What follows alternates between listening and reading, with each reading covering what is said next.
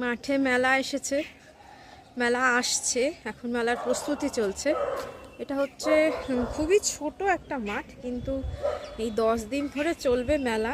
নমস্কার, আমি অরুণিমা, জীবন নদী ব্লগে আপনাদের সবাইকে স্বাগত। আর একটা নতুন দিন আর একটা নতুন ব্লগ।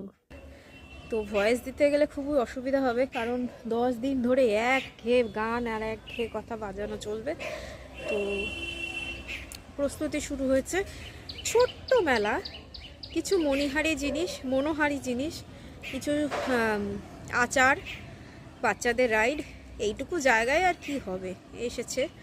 তো আজকে আকাশটা খুব ঘোলা ঘোলা, যথারীতি এখন 11টা বেজে গেছে, একটু একটু রোদের দেখা পাওয়া যাচ্ছে। ঘুম থেকে উঠে আমার প্রথম কাজ হচ্ছে ঘোতনকে খাওয়ানো। জানেন তো, মায়ের বিগড়ানো সন্তান, তাকে খাইয়ে দিতে হয় এবং তাকে প্রভূত আদর যত্নও করতে হয়। এই সমস্তই হয়েছে আমার অতিরিক্ত আদরের কল্যাণে। তো যাই হোক, আপনারা পেছনের কথাবার্তা কিছু শুনতে পাবেন, কারণ আমার বড় ছেলে আজকে বাড়িতে, সে ভিডিও করছিল, ক্যামেরা করছিল। তো আমি সকালবেলা উঠে কোনো রকমে ফ্রেশ হয়ে আজকে চুলটা আঁচড়েছি। অন্যদিন চুল আঁচড়াই না, আজকে চুল আঁচড়ে ঘোতনকে ছাদে খাওয়াতে গিয়েছিলাম। মা ছেলের কিছু কথোপকথন আপনারা শুনতে পাবেন, যা খুব স্বাভাবিক, তা আমি কাটলাম না। চলে এলাম নিচে, হাত ধুয়ে বাকি সমস্ত কাজকর্ম করে আলুগুলোকে ছোট ছোট করে টুকরো করে কেটে নিচ্ছিলাম। ওই যে বললাম, বাইক কিনে ফতুর হয়ে গেছি। যদিও আপনারা হাসবেন শুনে, যে একটা বাইক কিনতে পারে সে মাসের শেষে কি আর অন্য কিছু খাবার জোগাড় করতে পারে না? আমি খুব বুঝে শুনেই চলি, এবং মিতব্যয়িতা আমার একটা স্বভাবের মধ্যে পড়ে, যার ফলে নিম্ন মধ্যবিত্ত সংসারে এই টাকা বাঁচিয়ে বাইক কেনা বলুন, অন্য কিছু যা কিছু বলুন, এগুলো কিন্তু এভাবেই হয়। এভাবেই কিন্তু একজন মহিলার হাতে সংসার থাকে, এবং তিনি সমস্ত সিদ্ধান্ত নিয়ে সংসারটাকে যে আয়ই হোক ব্যয় করে, সঞ্চয় এবং ব্যয় সমস্তটা বুঝে করলেই সুন্দরভাবে সংসারটা গড়গড়িয়ে চলে। তো যেটা বলছিলাম, আলুগুলো টুকরো করে নিচ্ছিলাম, তার কারণ আজকে অনেকদিন বাদে আলু পোস্ত হবে। বাঙাল বাড়ির পোস্ত আপনাদের থেকে একটু অন্যরকম।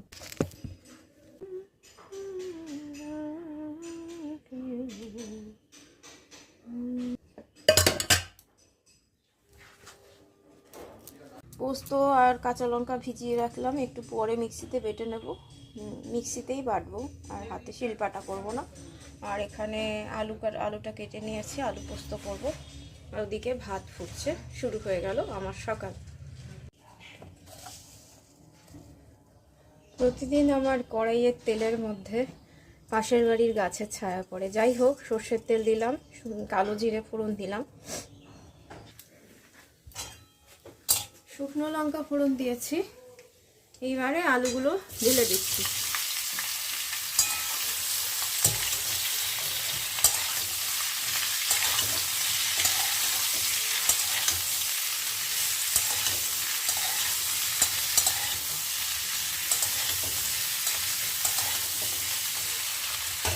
আলুগুলো বেশ ভালো করে ভাজা ভাজা করে নেব। আর বাঙাল বাড়ির পোস্ত মানে সামান্য একটু হলুদ আমরা দিই, নুন মিষ্টি অবশ্যই দেবো, এবং লাস্টে পোস্ত বাটা দিয়ে নামিয়ে নেব। নুন হলুদ দিলাম, দিয়ে এবার এটাকে ভালো করে ভাজা ভাজা করে নেব।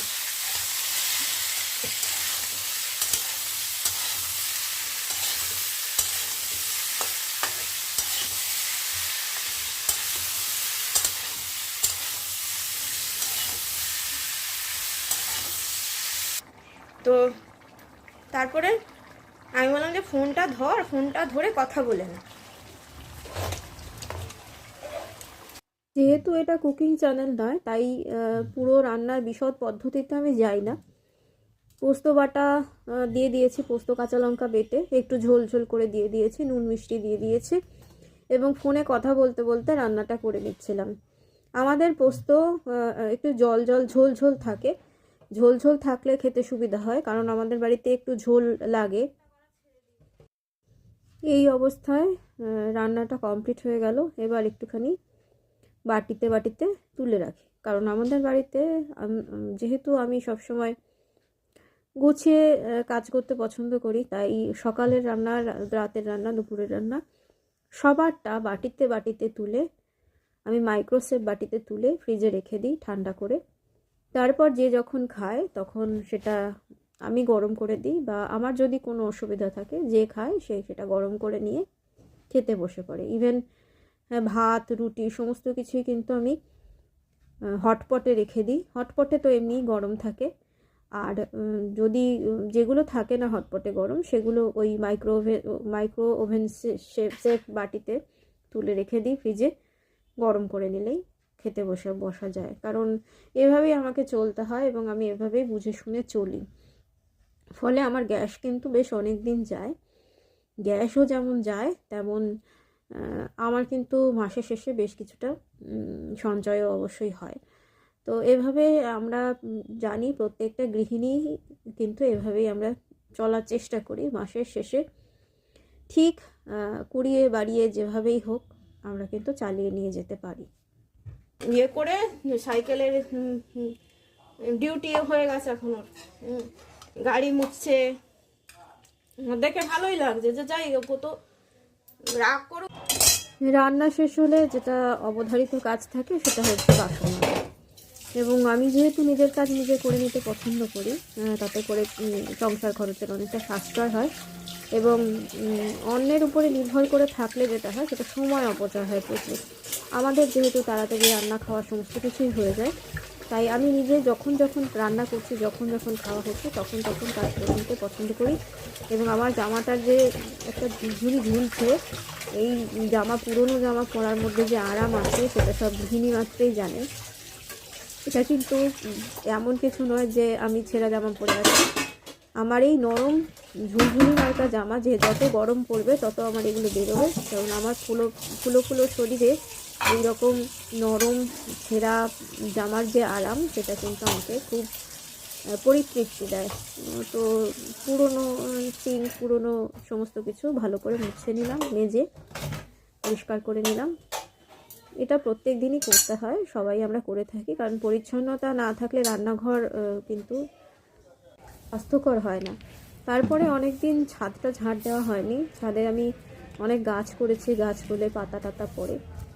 তো চলে আসলে আমার সঙ্গে আসে ঘটন, সে তো আসবেই, কারণ মা কী করছে সব সময় মায়ের পেছন ঘোরাটাই ওর একমাত্র কাজ।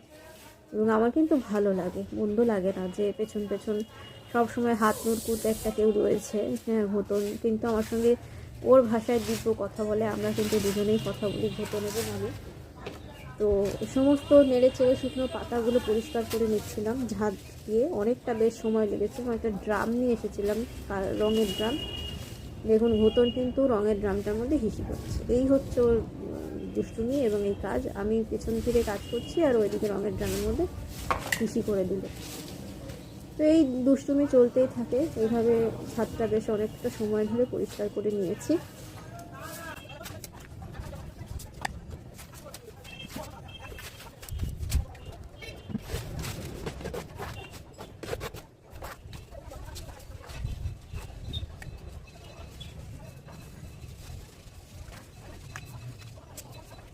গাছ করতে ভালো লাগে, কিন্তু শরীরে কুলো না। এই যে পাতা পড়ে, মাটি পড়ে, নোংরা হয়, এগুলো পরিষ্কার করতে গেলে কোমরে, শরীরে এমনিতেই পা ফুলে আছে আমার।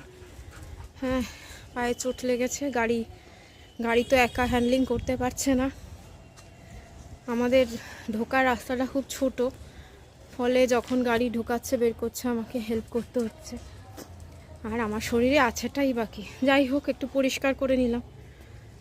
সরস্বতী পুজো আসছে, যদিও আমার বাড়িতে কোনো পুজো টুজো হয় না, তবু একটু ঘর বাড়ি তো একটু পরিষ্কার করে রাখতে হয়।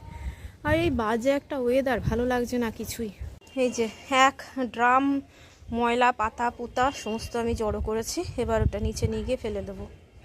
এর মতো এইটুকুই। সবাই ভালো থাকবেন, পাশে থাকবেন। নমস্কার।